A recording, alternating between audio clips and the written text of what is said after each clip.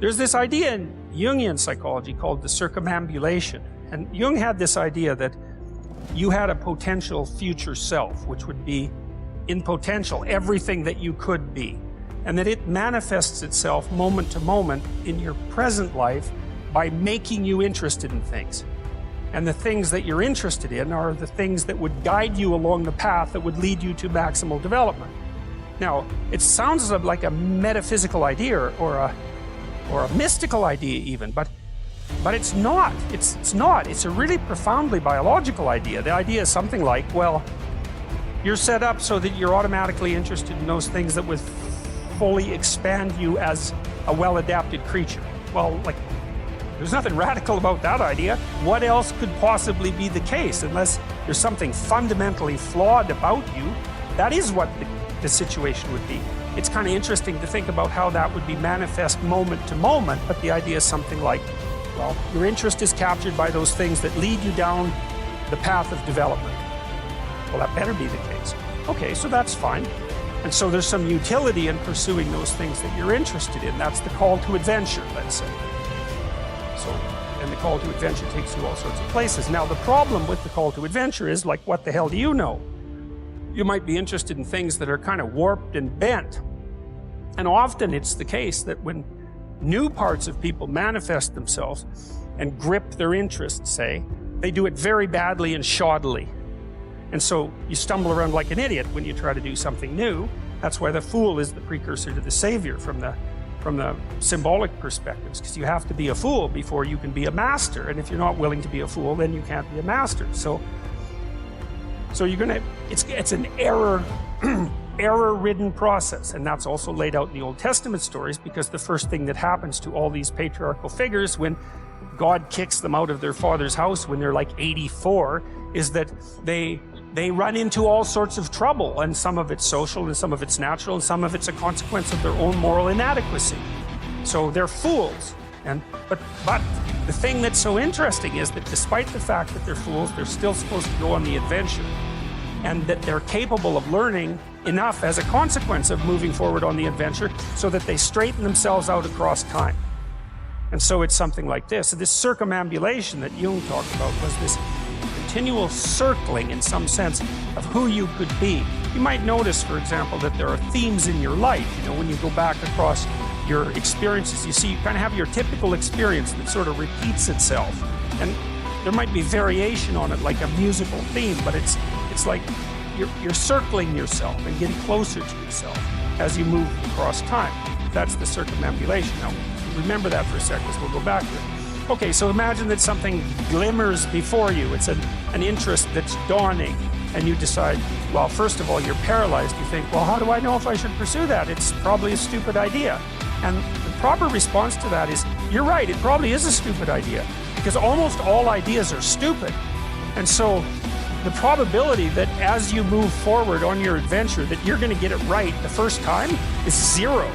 It's just not going to happen. And so then you might think, well, maybe I'll just wait around until I get the right idea, and which people do, right? So they're like 40-year-old, 13-year-olds, which is not a good idea.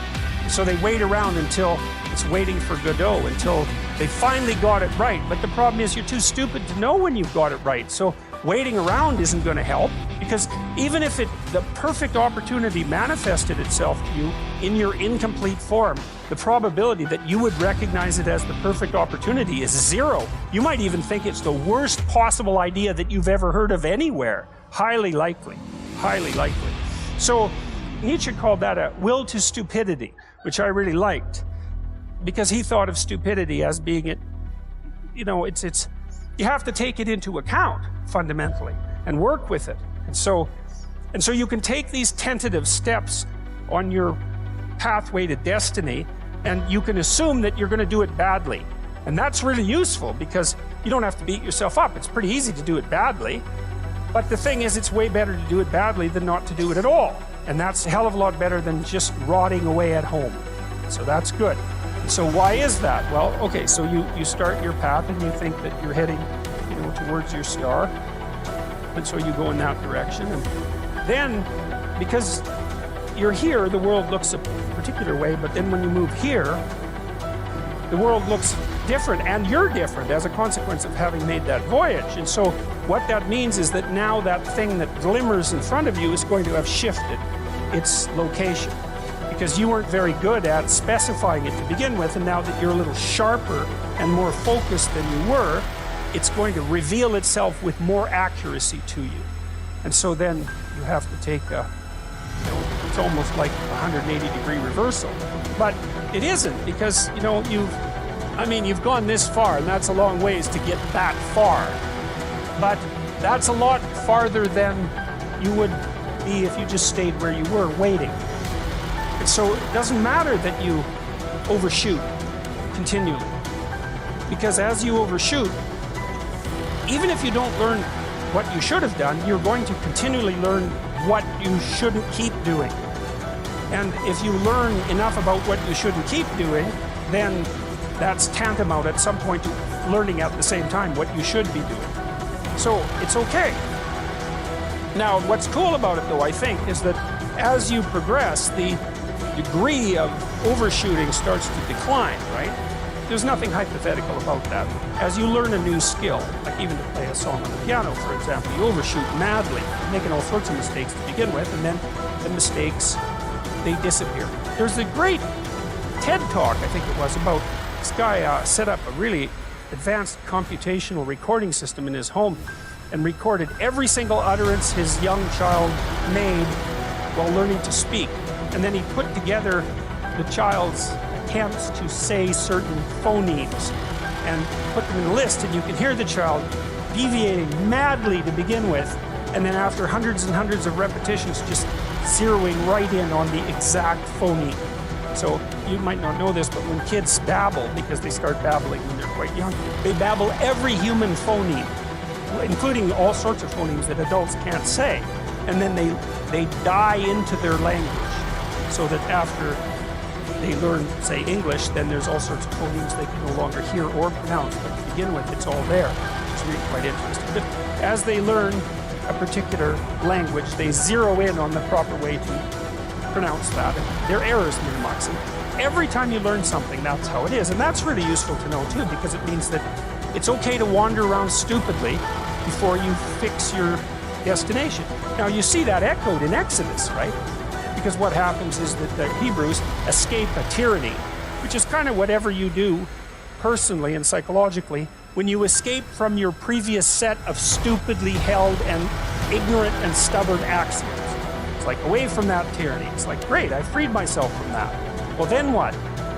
Well, you think, well, now I'm on the way. It's, no, you're not. Now you're in the desert, where you wander around stupidly, and worship the wrong things until you finally organize yourself morally again and head in the proper direction. So that's worth knowing, too, because you think, well, I got rid of a lot of things, baggage, excess baggage that I didn't need in my life, and now everything's okay. It's like, no, it's not. You've got rid of a whole set of scaffolds that were keeping you in place, even though they were pathological. Now you have nothing, and nothing actually turns out to be better than something pathological, but you're still stuck with the problem of nothing. And that's exactly why Exodus is structured the way that it is. It's that you escape from a tyranny. It's, hooray, we're no longer slaves. Yeah, well, now you're nihilistic and lost. It's not necessarily an improvement.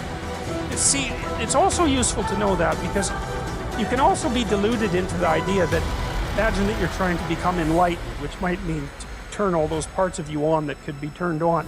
You think, well, that's just a linear pathway uphill. It's just from one success to another. No, it's not. It's like, here you are, and you're not doing too badly, and the first step is a complete bloody catastrophe. It's worse. And then maybe you can pull yourself together, and you hit a new plateau, and then that crumbles and shakes, and bang, it's worse again. And so, because part of the reason that people don't become enlightened is because it's punctuated by intermittent deserts, essentially, by intermittent catastrophes. And if you don't know that, well, then you're basically screwed, because you go ahead on your movement forward and you collapse, and you think, well, that didn't work, I collapsed. It's like, no, that's par for the course. It's not indication that you failed, it's just indication that it's really hard. And that when you learn something, you also unlearn something. And the thing you unlearned is probably useful, and unlearning it actually is painful. Let's say if you have to get out of a bad